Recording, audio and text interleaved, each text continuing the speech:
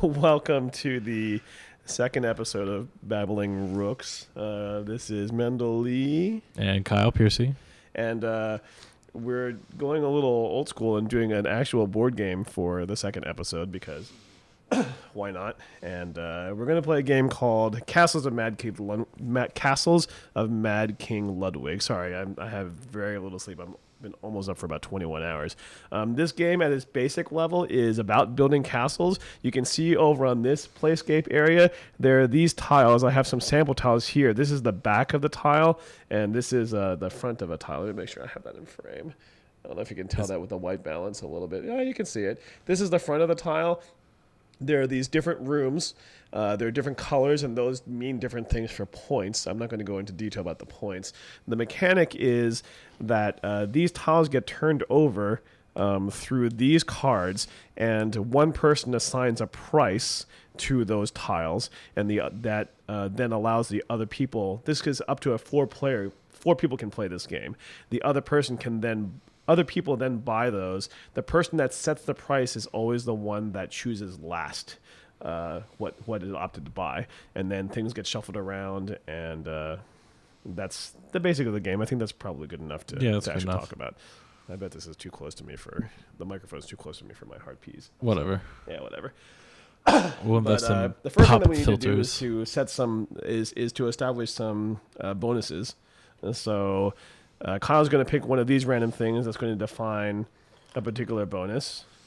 And that bonus is, this is however many, over here in this frame, how many people, who has more square rooms built in their castle. And I'm going to pick this one. And this is who has the most money. Who has the most money. That's it. It's only 2. Oh, it's only 2? Yeah, Oh, for 2 people. gotcha. We've never played with 2 people, huh? No, this is the first time we've done 2 people. Neat. So, next thing that happens, I'm going to throw those out. Next thing that happens, well, I guess first you also have to pick your Green. Pick your green. Mm-hmm. There you go. I'll put you in there. And I'm going to pick blue. And I'm going to go here also, but we need to figure out who's going first. Because then that person, I forget actually if that person. You're about to throw away your square. Oh yeah, right. Okay, I forget who's. I think somebody starts. Somebody starts in square 1, and I think that the person that is the master builder first is in 0. 0, yeah. So, RPS. I'm master builder. So I'm going to flip over these 5 cards, and that's going to show us which tiles come down. And while that's happening, I think Kyle's going to ask his first question. Whatever. I don't have to do that. Collective purposes. Collective. Let's see. 200, 250, another 200, 600, and 300. I'll turn these over. Collective, you said? Collective. How do you feel about Chibnall taking over Doctor Who? I saw your post the other day. They kind of wanted to pretty probe. negative. What were your Did you watch Torchwood? Yeah, I watched Torchwood. Let me. My main thing is that most of the few episodes that the few episodes that Chibnall did of Doctor Who,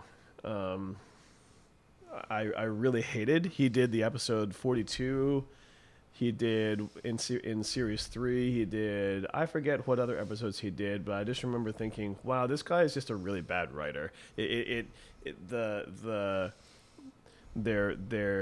was just things that happened in his stories that never made any sense whatsoever. Like logically, how you would arrive at a situation, either a crisis or a solution of a crisis, was something that was just pulled out of a hat. Gotcha. Nothing ever really went from one thing to the other. That's fair. In Torchwood, I just felt that the writing wasn't really that great for the first season and a half or so. I think that it was kind of this big idea that they had that suffered from just being really campy as opposed to actually the mature adult thing that they were trying to do. Yeah, I'll agree with that. I think that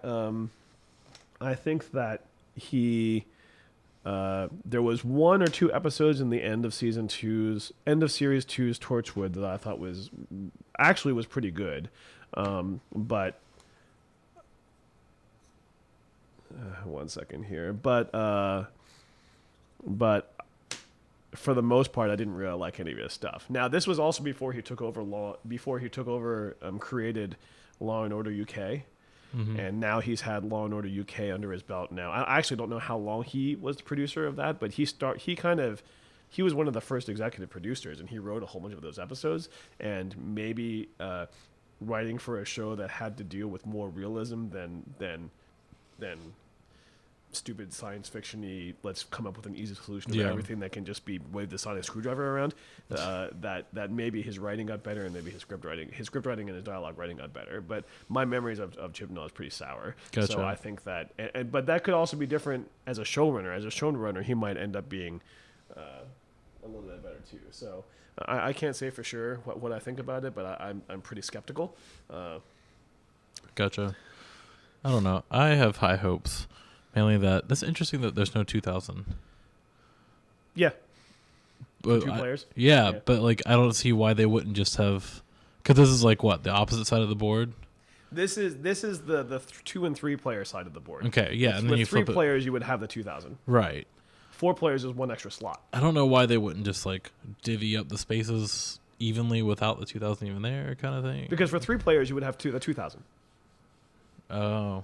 So if 2 players is just these 5, 3 players is with the 2000. 4 players is on the other side, and there's 1 more slot. Oh, okay. I guess I didn't remember that. So. Dang. Everybody needs a mold room, Mendel. Why did you put it as the cheapest? Because I need to buy it downstairs. Yeah, well, and you can't actually buy that room Right. because I know. That's why I'm mad at you for doing it. What is that? Solar? Is that a solar room? Yes. It's a solar room. It's a solar room. One of the great things about this game is the rooms themselves have a lot of personality to them, and some of them are based off of actual rooms in the castle that this game is historically based on.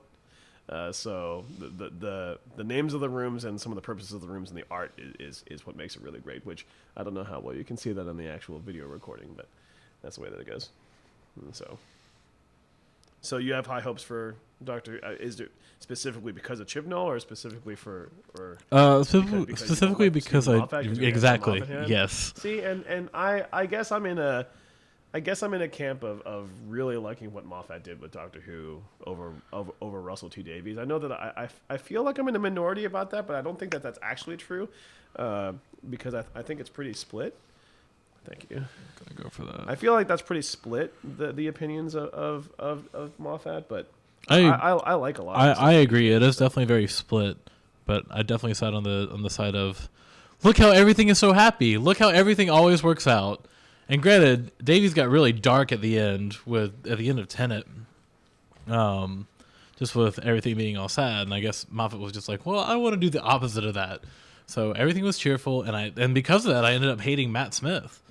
Capaldi kind of changed my opinions a little bit of Moffat, but I don't know. It's too okay in the end. Like everything is too okay. That's kind of what I felt about Russell T Davies, though. Really? Oh yeah. Oh yeah. I disagree, especially because of how he took Tenet down like just this dark, miserable path. But see, I didn't actually see Tenet as being nearly as dark as Matt Smith was. And Matt Smith was goofy, but he had a dark side to him that Tenet, to me, wasn't really capable of. I'll disagree. Because Tenet, one thing that Tenet wasn't ever was manipulative. But Matt Smith was manipulative. Like he would lie to Amy and Rory. He would manipulate things and hide a lot of things. That Tennant was an open book. He never hid anything. Even though he could do certain things that were kind of dark, he never would manipulate his friends, and he didn't try to manipulate his friends. That's fair, but he always... The manipulations of his friends, I got it, were always very, like, everything will work out if you listen to me. Trust me, I'm the doctor. Not, I might screw this up, but I'm trying to do what I feel is best for humanity, kind of thing. I took a lot of the Matt Smith era in particular as being what Matt Smith was somewhat inspired by, as well as Moffat was around Patrick Troughton, as being a trickster that a combination of Troughton and Sylvester McCoy, of a trickster and a goofy person on the outside that really had a huge master plan, and that master plan could hurt his friends, and sometimes that didn't matter. You're saying that about Smith? Oh, yeah. Oh, I'd completely disagree. I think he was just aloof, and everything happened to work out for the greater good. That's not the way that I really read it, but... Okay. Well, shoot. Everybody wants a Venus Grotto, but since neither of us have...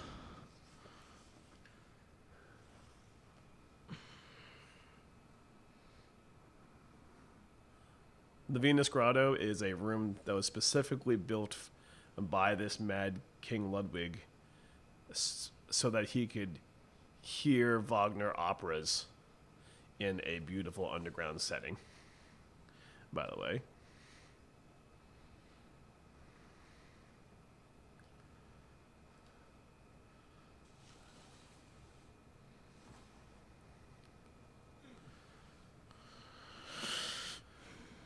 Okay. Oh, I'm sorry. We should have been scoring some points too. So. Oh, you're right. So you scored 5 points for that garden, and I scored 1 point for my room. And yeah, while I think about my move, did you have anything else that you wanted to say about the Doctor Who thing, or was it primarily just an anti-Moffat sort of deal? It was mainly that, but like so, and I also appreciated Torchwood. Like you're right, it was very campy to say the least, but I don't know. It was fun, and it was a change of pace from what I was getting out of Doctor Who during that same time. Yeah. And don't get me wrong, I liked the camp somewhat. And Torchwood Series 3, Children of Earth, is some great television. Mm-hmm. Like, that was just really well done. But I don't necessarily... when I think about Moffat, I think sometimes a little bit too complex, but for the most part, my sort of complex and depth in a way that Russell T Davies didn't really achieve very well, except in parts of Series 4, and I don't think that Chibnall I feel has ever achieved. Okay. So, I don't know what I want to buy here. I guess I'm just not as soured towards Chibnall yet. I mean, I don't know. It definitely could go either way. I just, because of my negative stance on Moffat, I'm just kind of ready. Yeah, and I can understand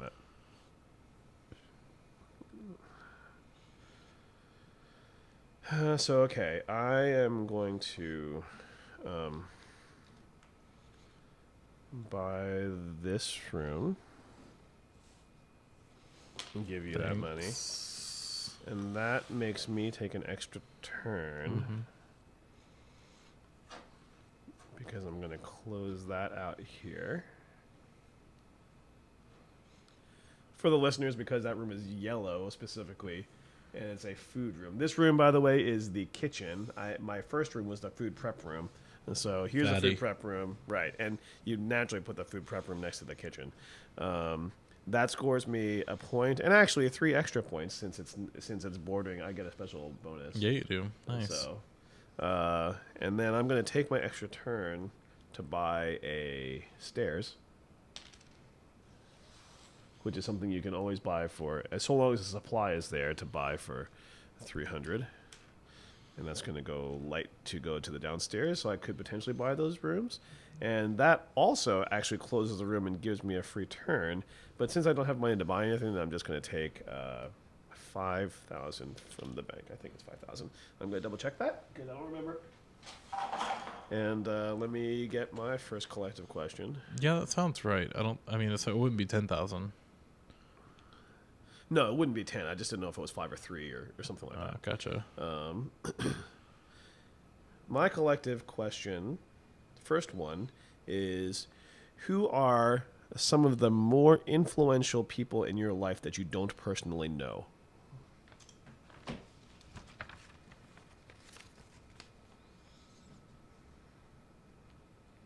I don't even know what my answer is yet because I haven't really thought about it. I just thought it was a clever question. But Wow. I didn't actually come up with an answer yet. So, yeah, 5,000. Most influential person. Or some of the more influential people, not necessarily the most influential person, but any person that might be influential in your life, but that you don't personally know. Did you just give yourself 10,000? No, I had that 5,000 before. No, you're right. No, you didn't. You're right. Those two must have stuck together. Cheater. I'm not cheating. I swear. And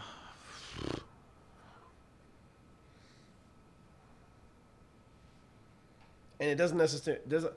Let's put it this way. I guess maybe I can expand that a little and say it doesn't need to be a living person. Okay.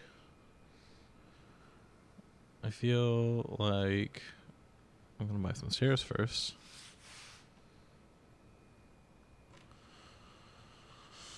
Ooh, can you have stairs coming from an outdoor area? Can you? That's a wonderful question. I wonder. A question for the This ages. is us clarifying rules that I probably should know since I've played this game enough times, but I don't know. Let's see.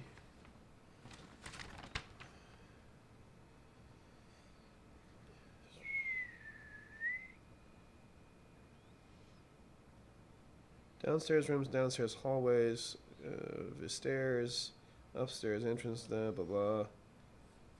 Doesn't say that you can't do that. Try the section on outdoor rooms on the back. What's that? Try the section on outdoor rooms on the back.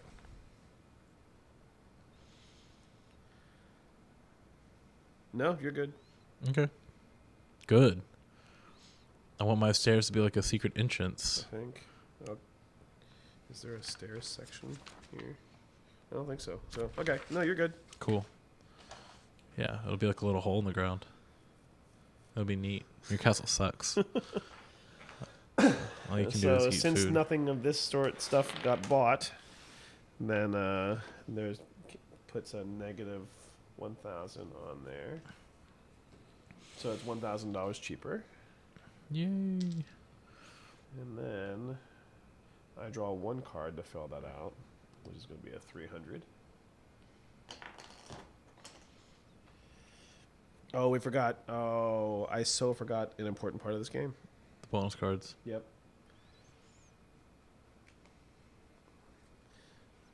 So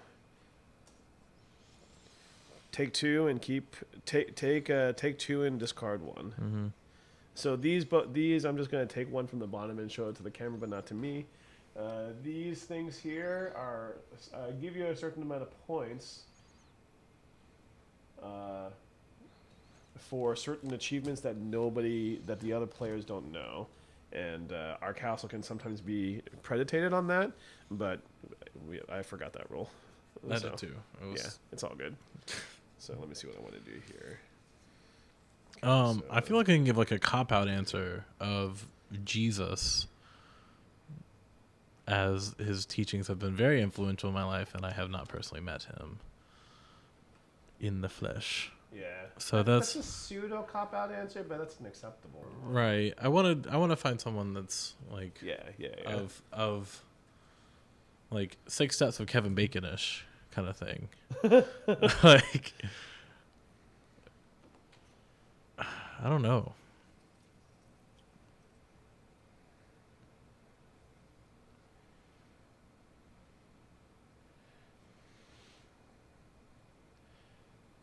You know what? I think I'm going to almost... No, I'm going to do that.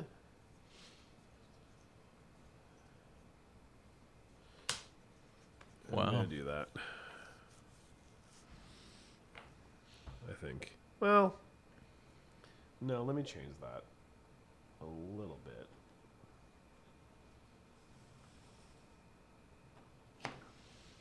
Oh, that's not good, but that's good for you too.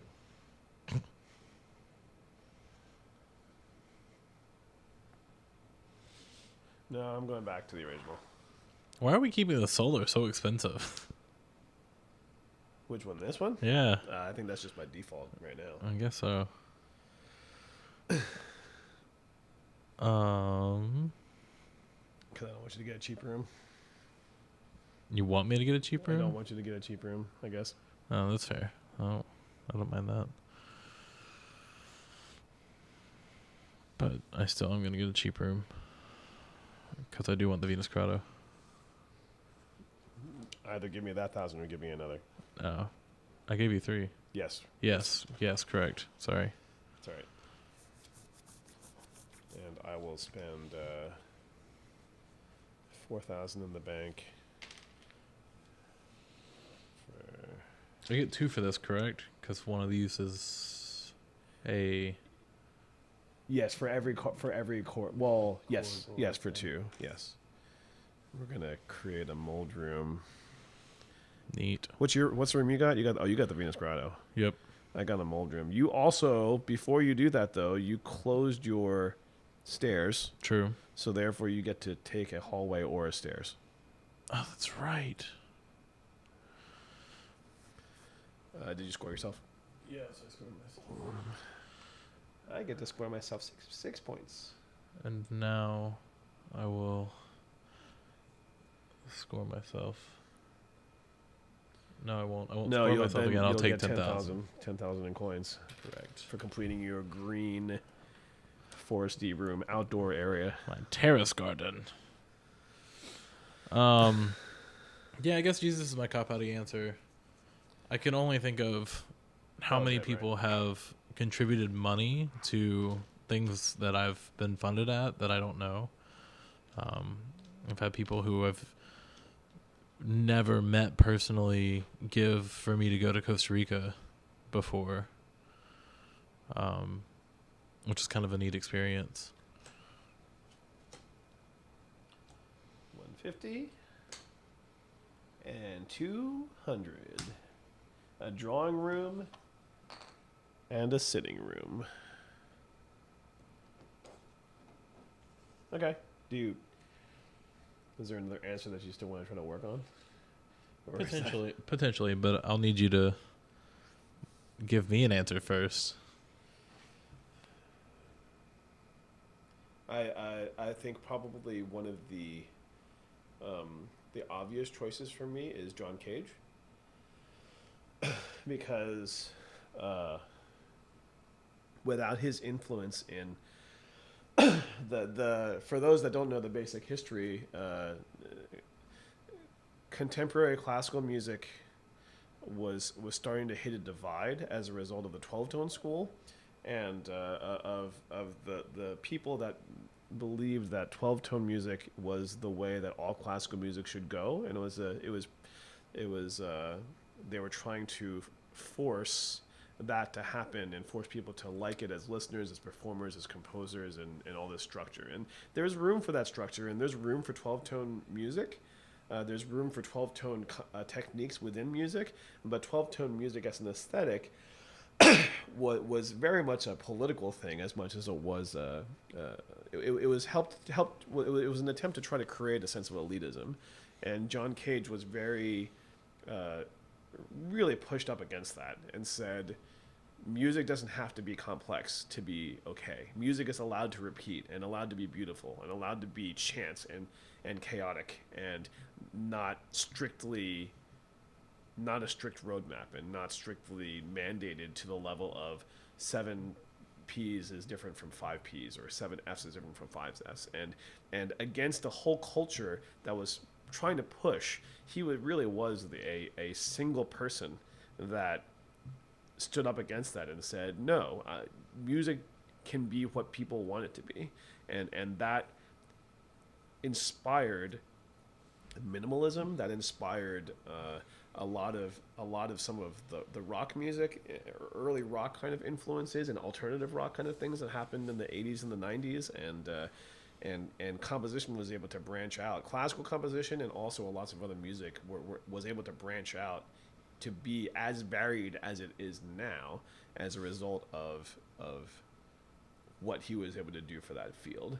And that to me is very personal to me because of what I believe about composition, what I believe about post minimalist music, and how I identify with that. Mm-hmm. That is he sticks out. I didn't even think about that answer before I asked the question, but that's the first answer that comes to mind. Yeah, it's yeah. so instrumental in what's very central to my life. Yeah, for sure. I get that. So yeah. I don't like these circular rooms. I don't either. But you can have one for $4,000. I could get that blue room for $1,000 less. That's true. And I think that's what I'm going to do. So do this and give you 6,000. Neato. And then do. Oh, I never got my hallway that I wanted because I wanted a hallway. Oh, true. You completed your stairs. So I'm going to hallway. I think this direction. Just to give me some breathing room. And then do that. Does that inspire you for another answer? No.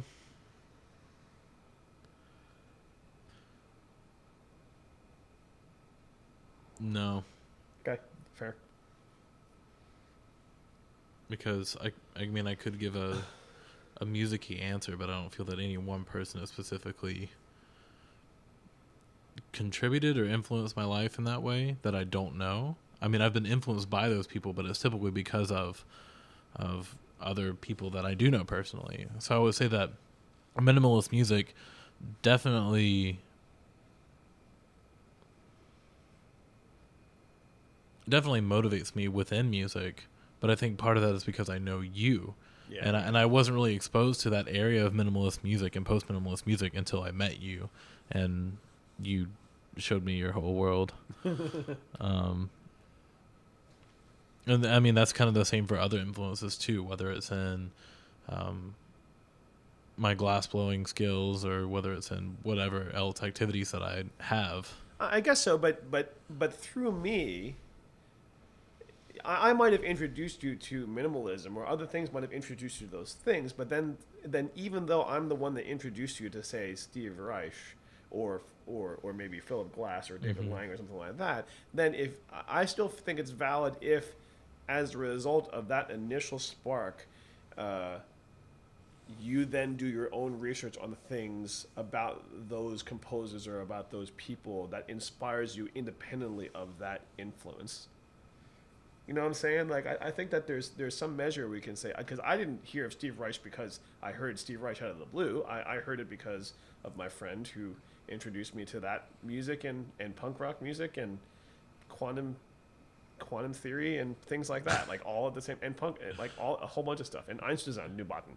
Like he introduced me to so many different things, but I still say that Steve Reich was very influential in my life, even though I didn't have to discover him on my own. Yeah, that's fair. I think I am gonna do this anyway. Doesn't leave you with a whole lot of cash flow there, buddy. I'm still sitting on plenty of cash flow. I didn't even see that over there. You can deal with it. My cash flow is. I still didn't do my fine. My points on that, so that's 2 points. How do I want this to go?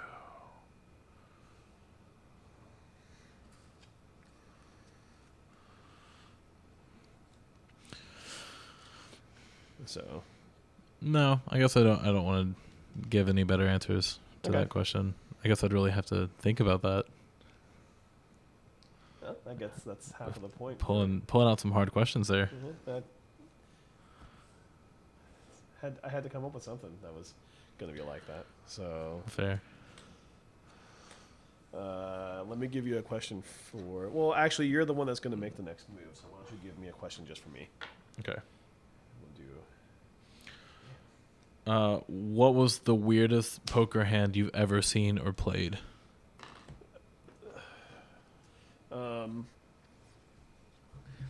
My memory is a little fuzzy on the hand itself in question, but I do know that there was one point when this guy had gone all in on a hand and was contending against one other player, and that other player was trying to make a decision about on what he wanted to do. Mm-hmm. And the other guy then proceeded to flip over his hand before the other guy made a decision that I think because he thought that the other person he thought his hand was good against the other person, even though he didn't know what that person's cards were, and the cards that he flipped over was not a great hand. Like it was a mid-pocket pair or something. That was below 2 cards on the board, and the other player was a good player, and it wasn't trying to bluff, and I think it was pretty clear that it wasn't trying to bluff. But this guy was just like, you don't know what you're doing. Just flipped his cards over. He was kind of drunk, and just expected the other guy to fold his cards. And the other guy said, okay, I call, and took like an additional $400 out of the pot or something like that, because this is the one at the 1-2 table at the time. Wow. So that hand definitely stuck out. That was a weird hand. That hand it sticks out as being a weird hand that I remember. Then that was from years ago. It's a weird move in general. I really hate you for putting this big ass 600 piece here, but I can't. You have more money to spend to do other things. You're right, but I don't want you to have this. Oh, I guess they're all completed. Well, You want to take it back? nope. Okay. I'll stick to my plan. Okay. It's all part of the plan I anyway. honestly didn't expect you to do that. So Why? Because you feel like I just want a gallery of mirrors in my life? no, because it's kind of a big unruly room, and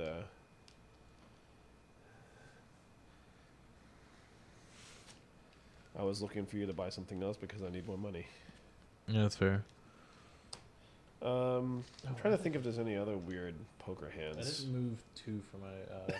You're not paying attention to your own score. Right. You're right, I'm not. I'm too busy trying to answer my deepest questions about life. Like, who has most influenced me that I've never met? I was in a situation once where I was playing a PLO game, and I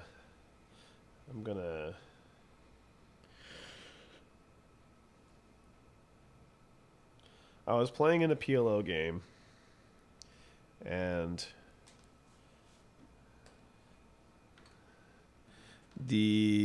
I was in the small blind. I think this was a 1-2. I was in the small blind. I'm gonna grab my extra stairs. Yeah, go for it. Oh no, I don't want to do that though. Why not? Because the reason I want to get the extra stairs, no, I'm not going to do that. But you know what I'm going to do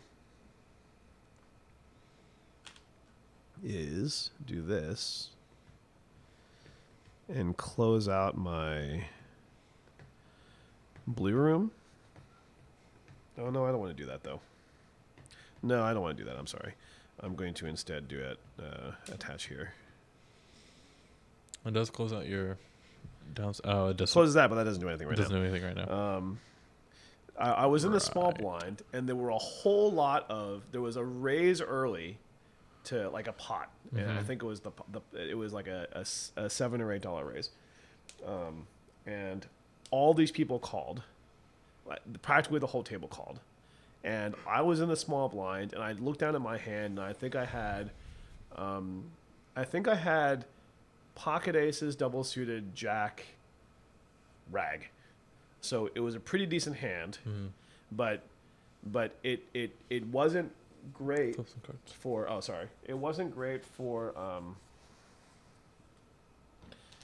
It wasn't great for being in the small blind and trying to play a multi-way pot in pot limit Omaha unless I happen to catch perfect. And even then, with redraw values, with how many people were there in the hand, I was like, okay, 500 and 100.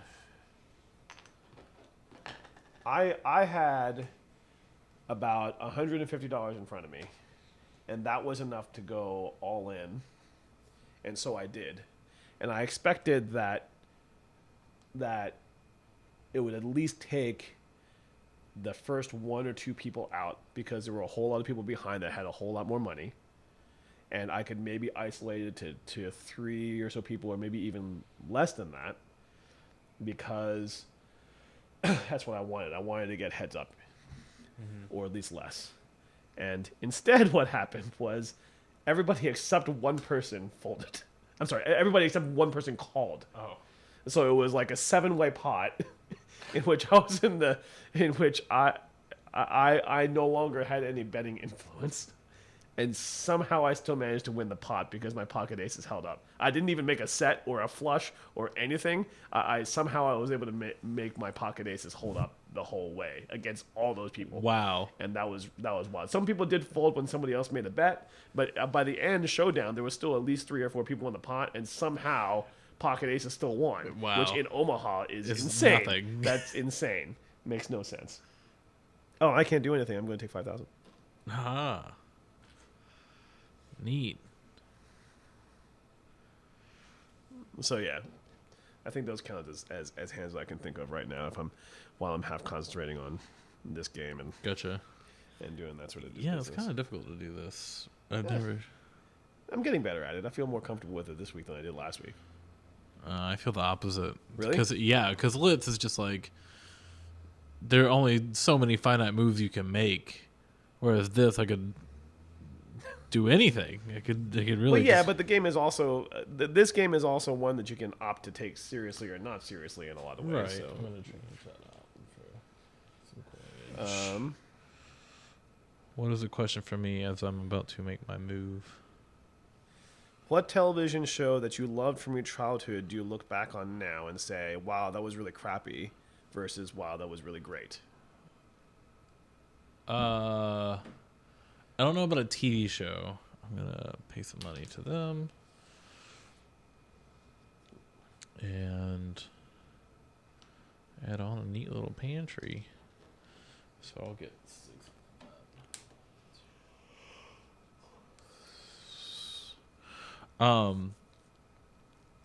Yeah, I don't know about. I know that the movie I used to love as a kid was the. Wait, did you set those prices? You did. So I that did. actually belonged to you. So Yeah. this is not me. Was the George Clooney Batman and Robin movie. That you Where- thought was really good. I mean, I was a Before kid, and that was like my first intro into Batman, and I was like, oh, it's great. And Arnold Schwarzenegger, he's I know him. He's a bodybuilder. He's big, and he has a German accent. So yeah, of course I would love that movie. And then I got older and watched it again, and I was like, this is terribly great. Still a great movie. Actually, you know what? I'll change my answer. 'Cause that was Still a great movie. Still a great movie. So you still stand by that movie. As a really terribly great movie, yes. If only for the ice puns that Arnold Schwarzenegger has to say as Mr. Freeze. I have to say, it has been a long time since I've seen it, so I can't really cast too much judgment on it without seeing it again. But I do know that I remember when I did watch it, which I don't think I watched in the theater because I even back then I didn't watch a whole lot of movies in the theater. I was really disappointed with how the Riddler was portrayed, because I thought of the puzzles of the Riddler. One of the things that appealed to me about the original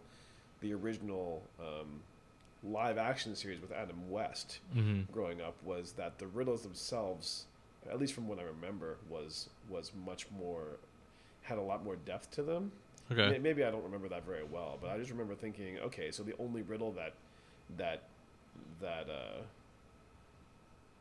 the only riddle that they did in the movie was just revealing his identity, as opposed to actually having to solve a puzzle that would save somebody or something. Like, it just didn't really make a whole lot of sense. Gotcha. So I guess that was both of your answers then. It's both. It's both a crappy and a great movie. Yeah. If only for the puns. The puns are what make it. For sure. Do I want a dressing room or do I want a forum? I'm paying you $3,000 out of pocket for sure. I understand this. But I don't know what I want.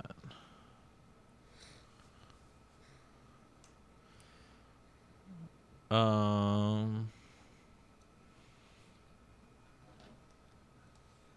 is the dressing room match? I want a dressing room. You want the dressing room? I want a dressing room. I just threw a bunch of money at you and I kind of scattered it everywhere. I do. I want a dressing room. No. So I can. Now I have a dressing room. And now I can do another turn. So I get 4 for that. 1, 2, 3, 4. Oh, I think I forgot to score myself for the. I think you did too. We haven't really been scoring ourselves for a while. I did it for the. I didn't do it for the sitting room or the soul room. Right. And I don't score any extra points for either of those because they're both asking for green. So okay. So I get my extra turn for completing the pantry, and I'm going to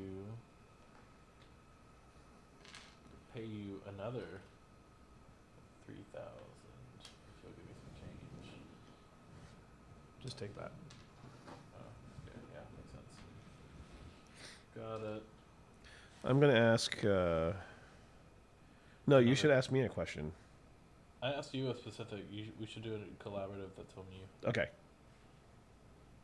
Well, what are your favorite board games and or video game discoveries from the past several months? The past several months. Hanabi. Hanabi would definitely be up there. Hanabi's pretty great. Just because it's a fantastic game and I just want to beat it once. Like, I just want to have like a decent, honorable fireworks show to display my people. Hanabi is something that Kyle and I are planning on doing later with this series at some point, so we won't go into great detail about that yet. But if you want to look it up, Hanabi is fantastic. It's a great game. Oh, I didn't put things down for this. Oh wait, I didn't buy because you went again. Right. So we'll leave those out on the table, but that doesn't matter because I already know what I'm going to buy. Do this. What are you gonna buy? I'm gonna get the cheap square room right here. The cheap, because we're still trying to get the square things. Yeah, you're right. But right now we're tied. If you buy that, Yeah, but at least then I'm you're in the game. in the game. And do I want to do that? No, because. Okay, so I guess that means I got to put it up somewhere over here, and we'll put it. My castle is looking a little segmented. You know, it doesn't really matter. You got a nice little space there. Okay, and cool. Okay. Now we'll So throw now these that's out there, plus one more. Any other answers other than Hanabi that stick out? Other games that stick out? I guess past 6 months, I got to think of what games I've learned. I don't know if Mysterium technically falls into that category, but Mysterium is. Is it your turn to set? No. No. Sorry. It's right, Mendel. Get out of here.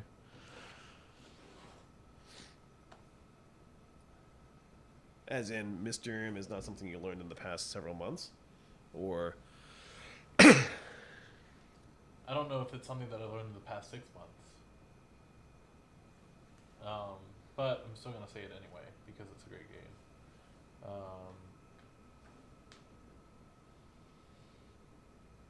oh, those need stuff needs to happen. Like that needs that. That needs that. And that needs one. Yeah.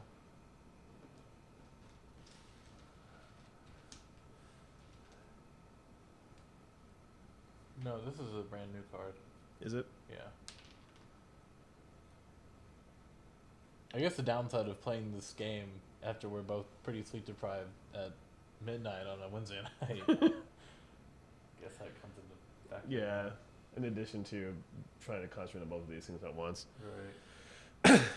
And yeah, I'll be, by the time I go to sleep, it'll be 23 hours. So this morning I had a gig with one of the brass bands that I teach. We had a corporate gig that they asked us to be there at 7 a.m. Which meant that the call time for here was 6:30 a.m. So I set my alarm for between 4:30 and 4:45 a.m. And I went to try to go to sleep at around 10, but ended up going to sleep around 11:30. And then I woke up at 3:30 without my alarm and couldn't fall back asleep. So about 3.5/4 hours of sleep, and I've been up since 3:30 in the morning. And now it's 12:30 in the morning. What time did we start? We've been going on for a while. This is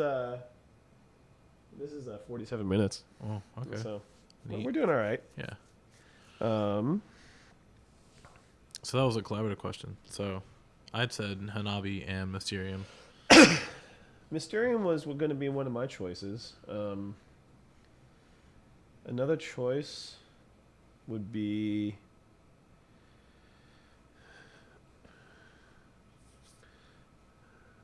I'm going to give you 6,000 Neat. for the dirt room. It's a dirty room. Mysterium is one of my choices because it's just such a great game. And I'll describe that really quickly. It's for those of you that have played Dixit, it's really similar to Dixit because there are these art cards. But the idea is that one person is a ghost and he's not allowed to talk, and he transmits dreams to people that are trying to discover who murdered the ghost. So it's kind of a combination of Clue and Dixit. And it's just open to a lot of personal interpretation. Like that's one of the great things about the game is that it has a lot of replay value.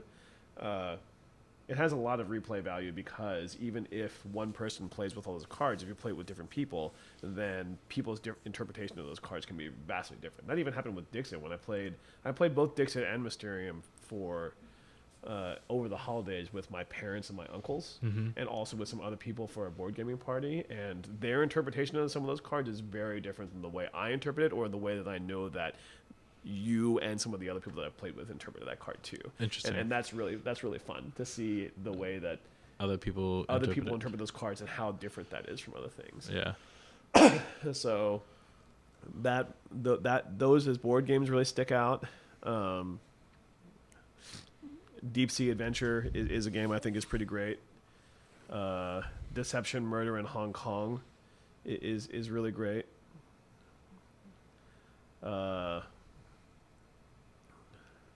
If we're going on the video game side, the game that I was really obsessed with for a long time, this past year-ish, but I guess maybe a little less, is Invisible Ink, which is a stealth game where it's with a cyber theme. It's a turn-based thing. It kind of reminds me of Final Fantasy Tactics, except in cyber and with hacking and with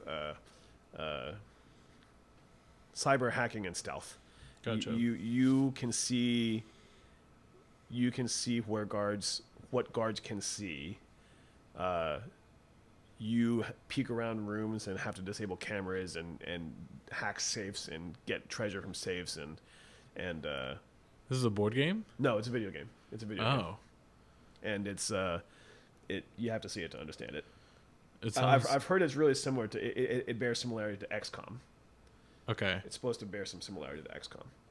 So To me, it sounds a lot like a game called Monaco, which I think I put on our list of games to play. oh really? Okay. Yeah, that'll be interesting to see the difference. You bought on your turn, right? I bought on my turn, yes. Because I bought that other thing. So yeah, Invisible Ink is great. It has. You don't even want to know how many hours I've put into that game. Especially once I finished the game and then they added downloadable content, which increased the depth of the game even more. So, and then I had to beat it on and get a whole bunch of achievements relating to that because the new characters in that were really great. So, okay, this is an interesting conundrum. Yeah. I think.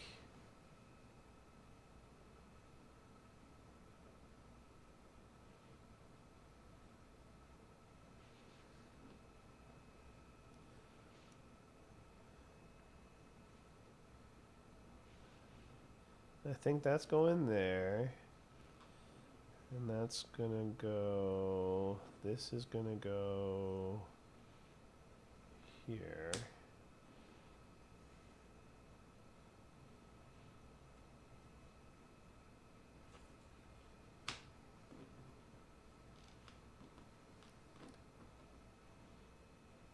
Let me think about that for a second.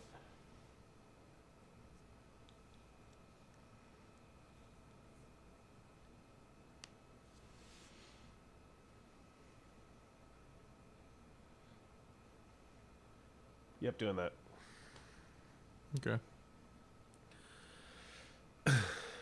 So, let me think really quickly if there's any other video games or any other things I've been playing lately.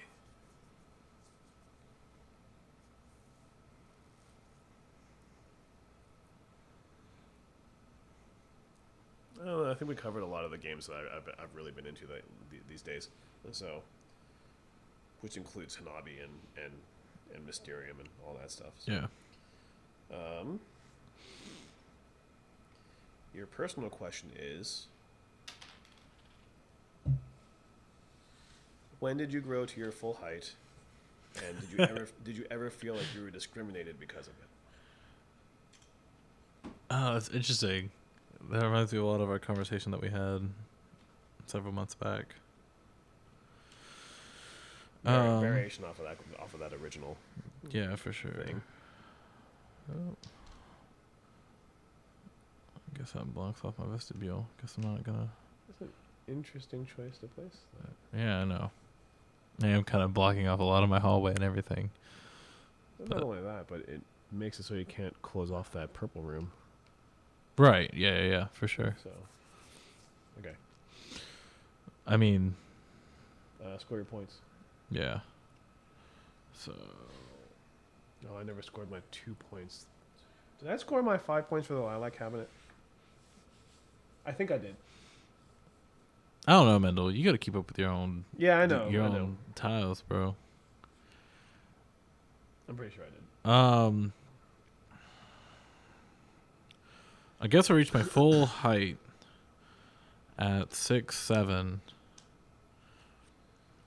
Sometime towards the end of high school / beginning of college, because I remember having to update my passport.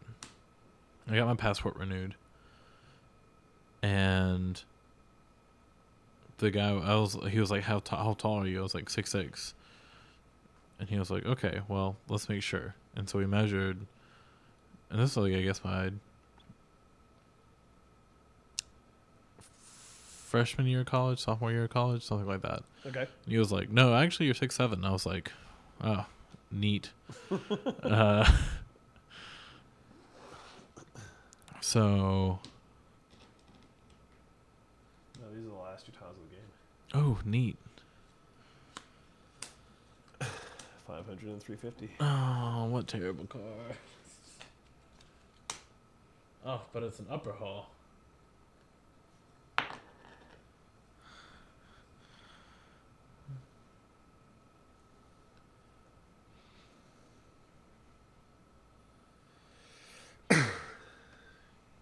You're set, right?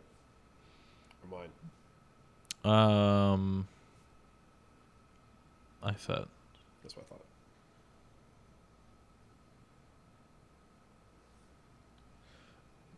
No, I don't feel I've necessarily been discriminated against.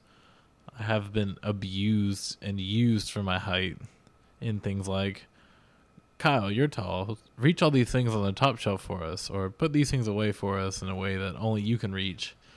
Even at work, I'll get a lot of like, hey, I'm not tall enough on this 6 to 8 foot ladder to reach these lights.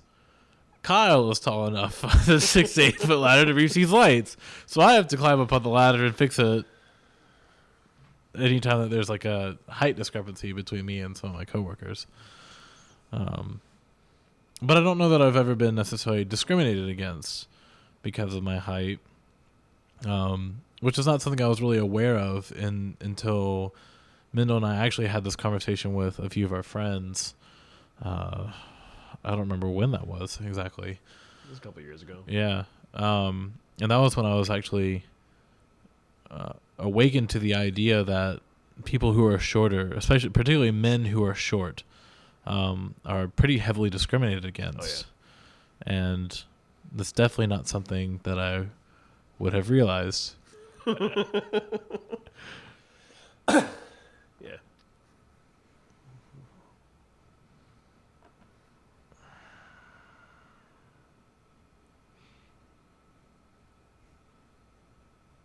Ask me a question while you're thinking, because you should have one more for me. You're right, I do. That'll be it, isn't it? Yeah. No, I had another collaborative question that I didn't ask. You did? You're a slacker. Yeah, I know. I'll ask that one. Okay. It was actually kind of interesting. What's the one TV show you feel was cut before its prime? Firefly. I figured that would be your answer. What else is an answer? That's the obvious answer. Right.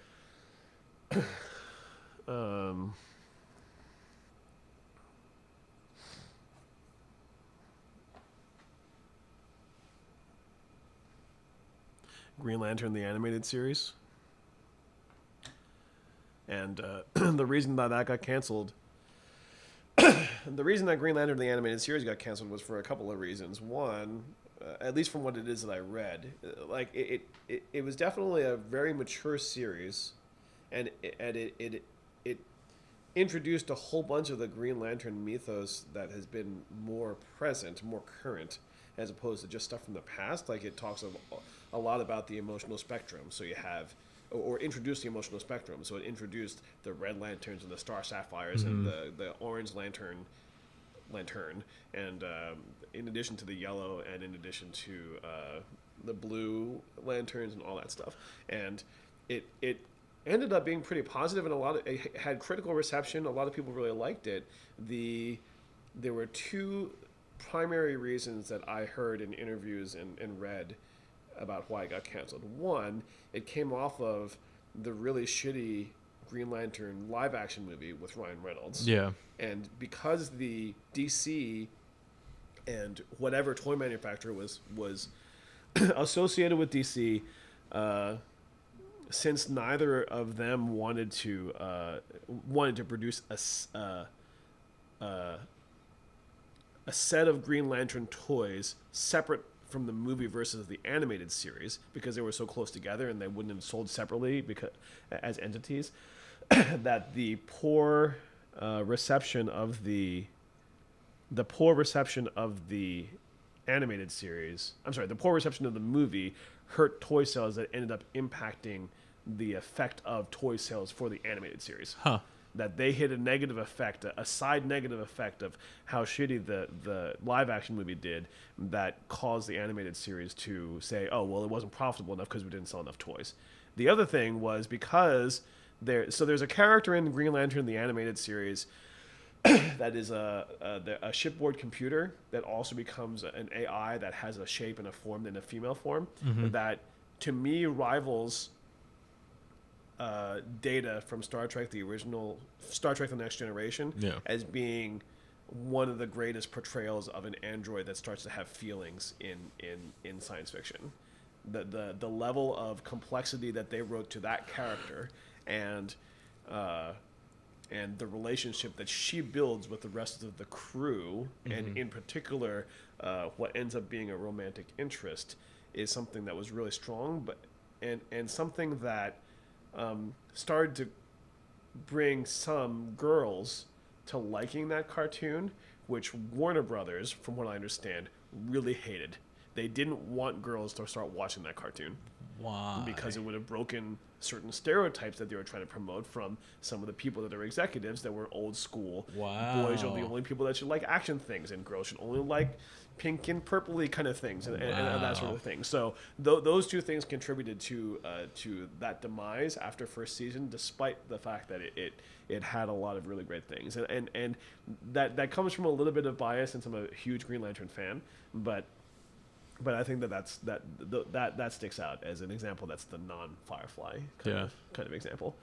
Gotcha. So, what do you think? What else?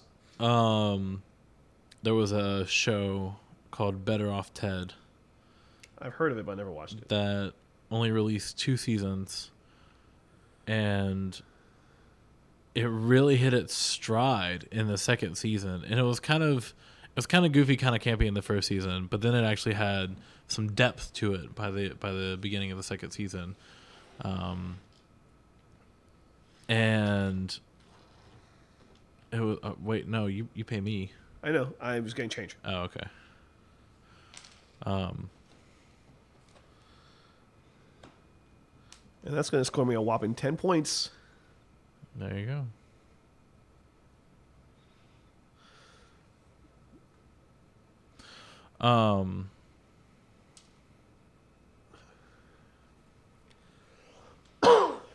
It just kind of really hit its stride in the second season, but by that point it had already had such a negative, I guess, critical reception that they decided to cancel it towards the beginning of the series, which was unfortunate for both me and Tori, because we started watching it because Sam recommended it to us, and then we get through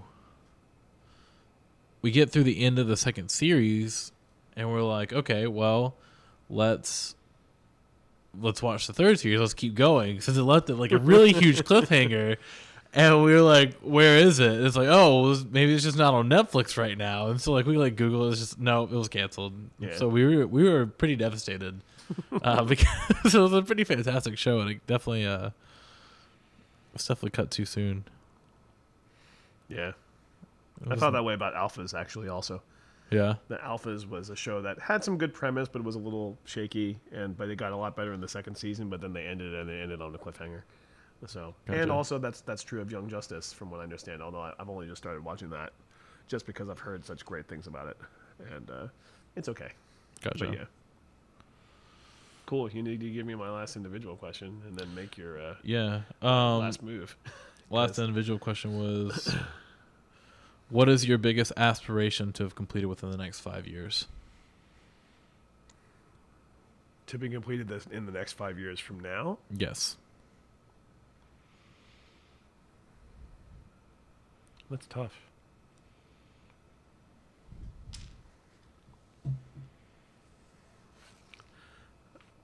I think. Did you just do that money right?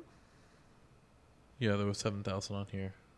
And you only paid 3,000? I paid 3 and I put on cool. that 7,000. Just making sure you didn't just short yourself money, because I didn't see what you actually threw over there. No. So that does 2 things. Complete that really gives me 5. And then I get 3 for laying down that. And I get to complete 2 bonus cards.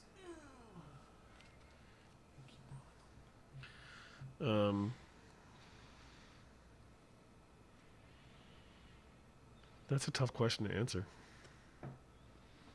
I'm not sure if I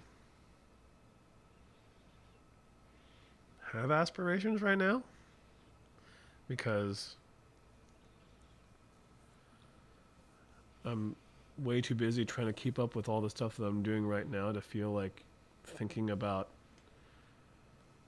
what I aspire to do 5 years from now, or even 1 year from now is something I can think about. Like, I am so overswamped with projects and obligations and things. There's particularly right now with the marching band for Mardi Gras, and then I have to conduct one of the pieces for concert band, and Green Wave Winds rehearsals, and Green Wave Brass Band has like freaking 13 gigs this semester, and this project, and I have to write a piece of music that I'm really behind on for the Niente Forte Festival, and doing the administrative stuff for the Niente Forte Festival, and even with Max's help, who's done a lot of stuff to help me, but we've done a lot to help each other, but there's still a lot of work involved in that, and the festival's only about a month away, and trying to plan the Chicago tour for the Green Wave Brass Band, and the England trip for the Green Wave Brass Band, and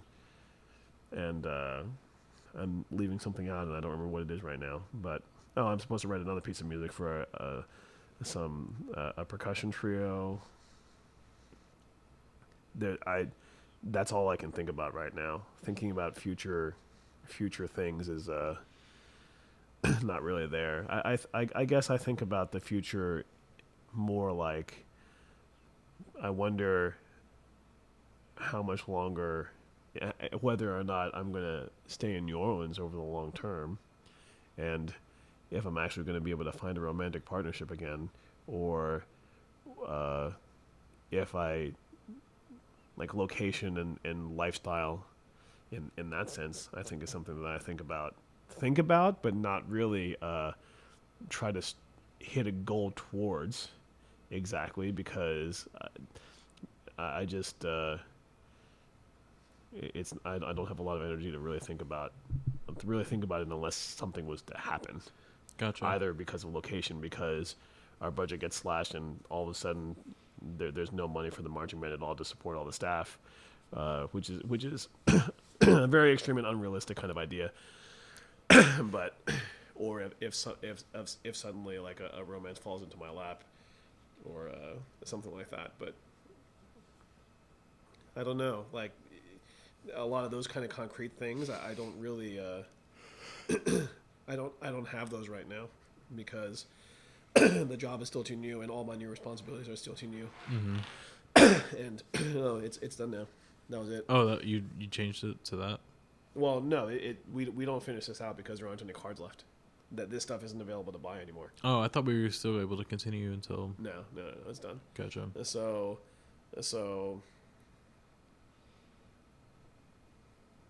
I guess if I was going to label one aspiration, is I still want to visit Alaska, since that's the last state that I have yet to set foot in, and I'd like to be able to do that in the next 5 years. Okay. I for no real reason other than I feel like it's about time to take that trip out there, and to find the time and the energy to plan it out and do that. And that's no real deadline other than just an artificial one. Yeah. Because originally I was going to do that when I turned in my 40th year, but that's just not going to happen. That didn't happen. Gotcha. I don't even know how old I am right now. But yeah, that's all I can say about that. I think. Ask me again in 6 months. No, less than that. Like in April, I think I can maybe answer that more seriously. Like I just need to get through April, or get through the beginning of April. Once I get through the beginning of April, then I can actually start thinking about future things again. But right now, I'm not. Gotcha. Just way too much stuff going on. Cool. So okay, so if we scored everything thus far so correctly, I guess the next thing to point up is this stuff. So this is Square Rooms, and I got first now because I have 2, I think, and you only have 1. Oh no, you have 2 also. I have 2. Okay, so we split that 4 points each. 4 and 4. We also both only have 1,000 gold left, so we could just put that again. So, okay, so both of those are taken care of. I think there's one other thing about the number of No, maybe not. I thought that there was a rule about open quarters, but maybe that's just a special card. That's a bonus card. It is a bonus card, and I don't remember it anymore. So, Oh well, it's you get 1 extra point for every 2 open quarters you have. I guess that's the only thing that happens. Yeah. But I thought maybe there was a bonus for how many rooms we completed too, but I don't think that's actually true. So okay, I think that is true. Is it? I think that is true. Let me see. Oh no, I don't think that it is. Let's ignore that for right now. 'Cause I'm gonna do this. So I didn't pick up the room that you wanted that I wanted for that thing, so I don't get any points for that. I do get 3 bonus for each of my food rooms. There you go. And that'll earn me 9 points. 1, 2, 3, 4, 5, 6, 7, 8, 9. And I get 2 points for all of my downstairs rooms, for which I thought we were going to get a lot more. I did too. I was just like, this is useless. Disappointing. And that's my score, so you're probably going to win. Okay. I get 2 for each of my activity rooms. Oh, that makes sense. 4. I get 3 for each of my sleeping rooms. Yeah, you won. 2, 3, 4, 5, 6. And I get 3 for each of my 600s. Oh no. Yeah, that's right. I think. Oh no. 3, 4, 5, 6. You only have 1 600. Oh no, you have. Okay, sorry, that was hidden because it's amongst that rectangle that you Right, have there. So. right. I did have a good layout. I like my layout of my house a lot. I really wish I was gonna eventually, if I had more time, I was gonna buy a staircase that led to nowhere outside the other Venus grotto. Because why not? I'm sure it's add some good reverb into the Venus grotto itself. Cool. Well, that's castles. It's castles. Yeah, And life. and life. And now I need to go home and get some sleep. Yeah, same. So, yeah. Thanks. Bye. Bye.